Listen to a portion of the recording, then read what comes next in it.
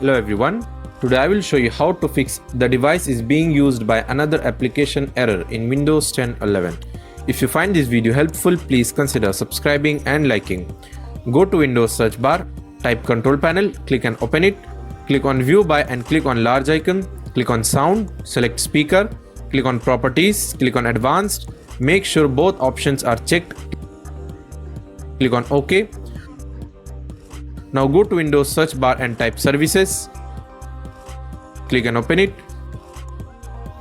search and open Windows Audio,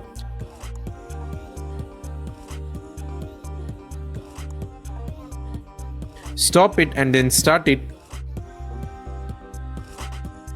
Make sure it is set to automatic. Restart your computer.